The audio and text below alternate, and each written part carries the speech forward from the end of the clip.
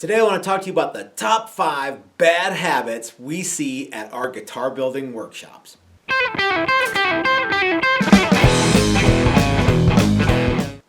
Hey everybody, this is Matt and we're at Texas Toast Guitars. Thanks for watching.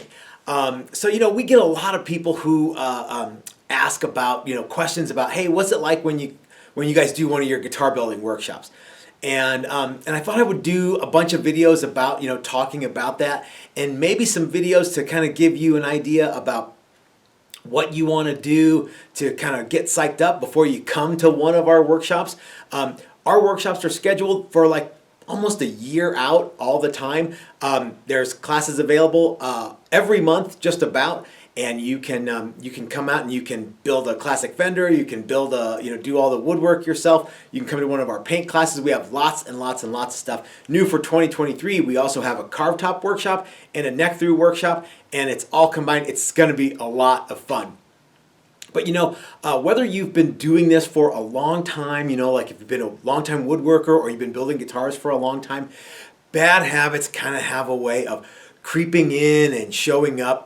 And at our workshops, we see these top 5 all the time, and I'm just as guilty of them as everybody else.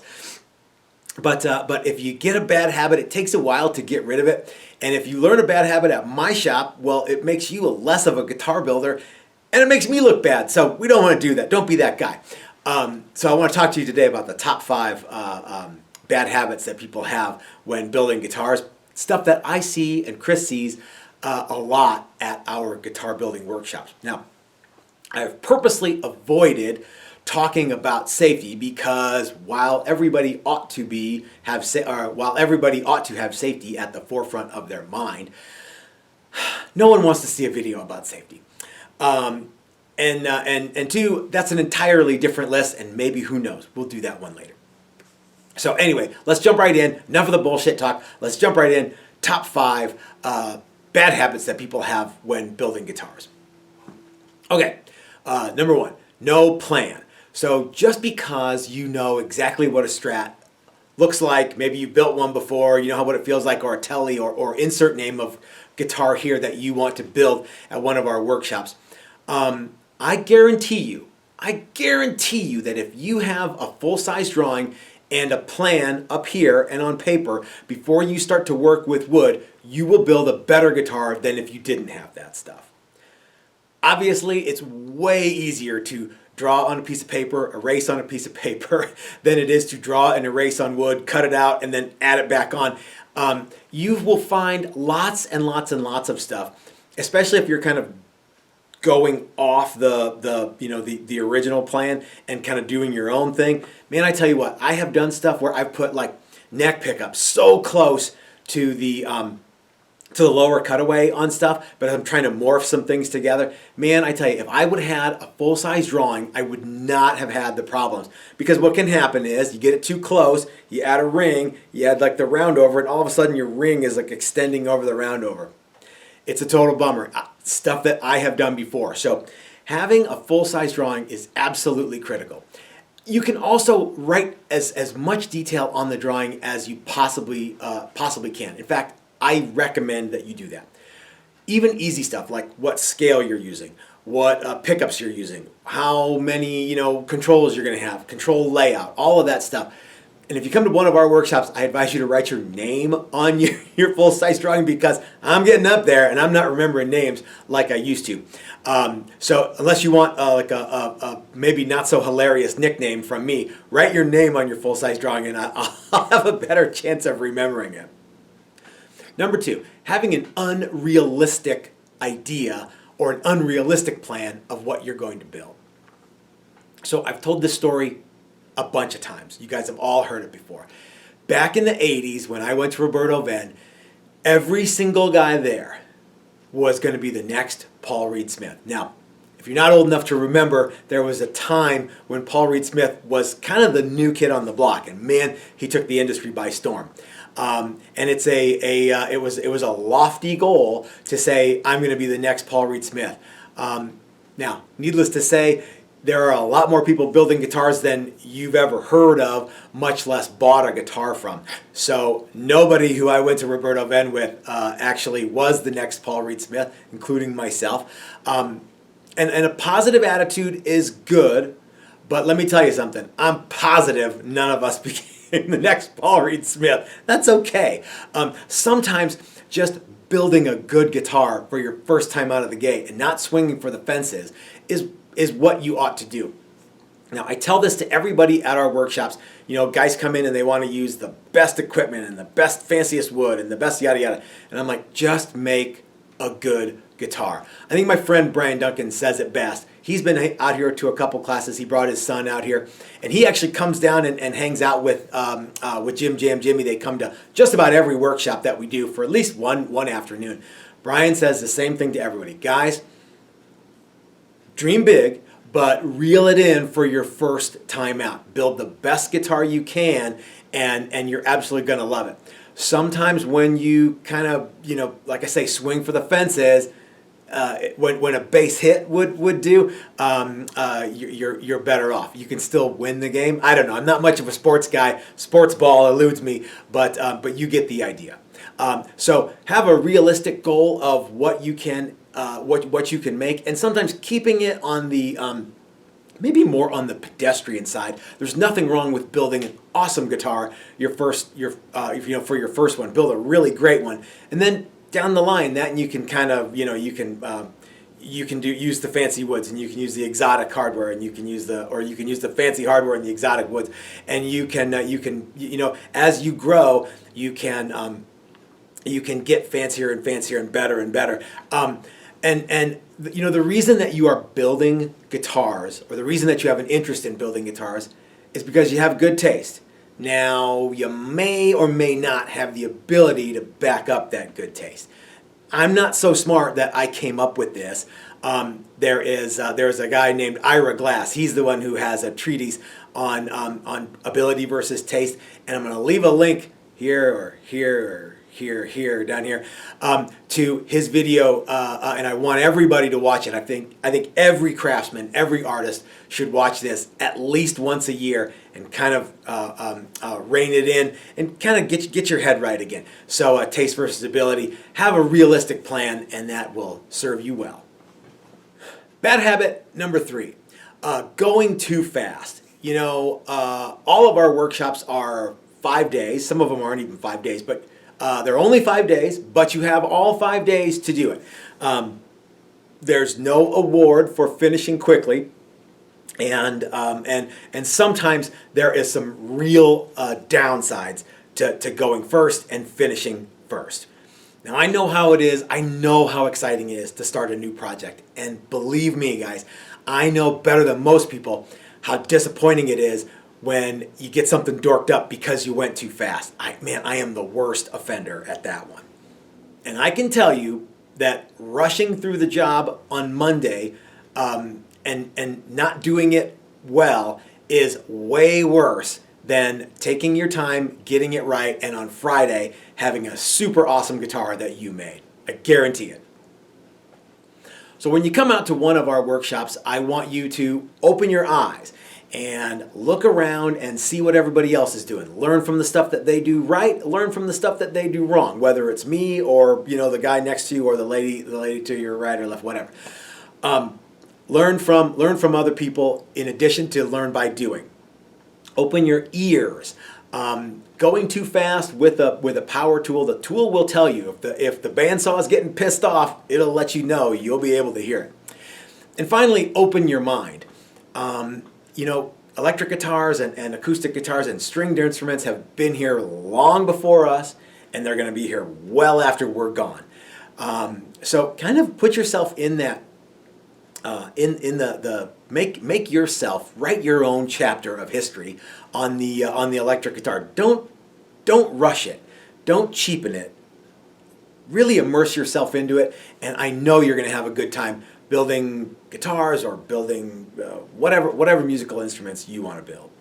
Now, I know I said I wasn't going to talk about safety, but I think this is a good time to just give you a little snippet here. I have seen lots of situations that were 100% safe go to 100% dangerous because somebody refused to let the tool spool all the way down. So it would suck to be this guy and have to explain to people for the rest of your life that the reason you cut your fingers off was because you couldn't wait 20 or 30 seconds for the tool to spool down. So take your time, be in the moment, be in the, actually know what's happening with the tool, let everything kind of come to a conclusion. I know it's exciting. I know that the wood shop's noisy. You gotta have your head on a swivel. You gotta have some situational awareness. If you do all that stuff and take your time, happy meal for you. Number 4, jumping ahead. In any field of endeavor, you need to do things in the correct sequence. Now, sometimes if you get the steps out of sequence, it's a minor inconvenience. Other times, if you get them out of sequence, it's a total bummer and you got to start over again. Let me tell you what I mean. I've seen people innocently killing time by sanding with, 220 grit paper on stuff that needs to be sanded with 80 grit, 100 grit, 150, 220.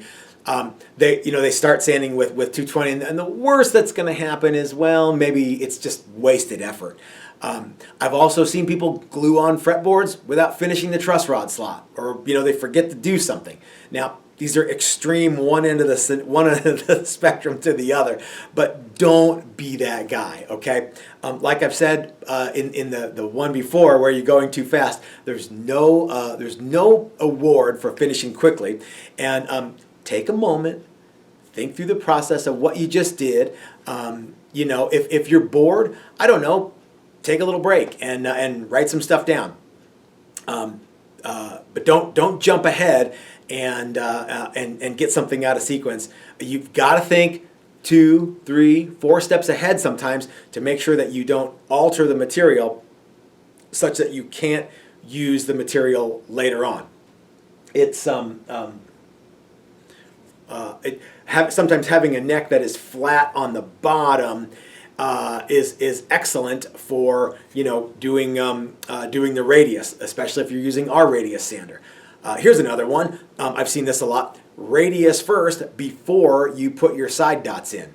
Well, let's say you put the side dots in, and let's say you nail it. Happy meal. Let's say you put the side dots in and you mounted them too high, and then you radius the board, and your side dots kind of become face dots and side dots all at the same time. Not as cool. So yeah, make sure you take time. Don't jump ahead, and think things through before you push on. I can't stand hearing the words, "I'll just turn it into a relic." Because basically, that's code for I did a shitty job, and I want to try to convince everybody that I meant to make a shitty looking guitar. Okay? If you've ever watched my friend Steve over at Maximum Guitar Works, you know that he starts, one of his things that he says a lot, in fact, he ends every video by saying, start with excellence. Basically, what Steve is driving at is don't half-ass anything, except Steve is a classier person than I am, and he won't say things like half-assed. But what he means is if you start with a good attitude, you start with the attitude of doing the best that you can, and don't half-ass anything, you will end up with a good guitar. Now, the problem with half-assing stuff is it's kind of a combination of all the other things. Not having a plan, having a plan that you can't realistically make, going too fast, jumping ahead, stuff like that. And you know what? We see this all the time here at the workshops. Half-assed plans that lead to poorly executed work. Rushing through a job and doing a shoddy job, and then just sitting around and waiting to start the next job to do that shoddy, and then you can see stacking tolerances all the way up, and you start shoddy, you keep going shoddy.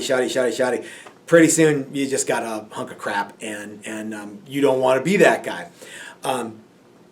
Don't let this be you. We've seen mistakes that are so easily would have been so easy to get right if it was done correctly, done on paper. You know, you just take that 1 or 2 extra seconds, make sure it's right before you go cutting or drilling or you know, or painting, things like that.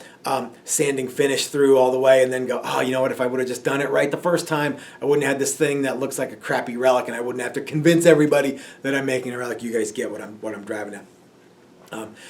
If you start with the idea of building something good, building something that is up to your level of ability, you know, using all of the tools and all of the time that you have at your disposal, and you know what, that's half the battle. Now, if you get tired, take a break, drink some coffee, eat a candy bar, you know, whatever it is. Or sometimes it's okay to just say, you know what, I've had enough for today.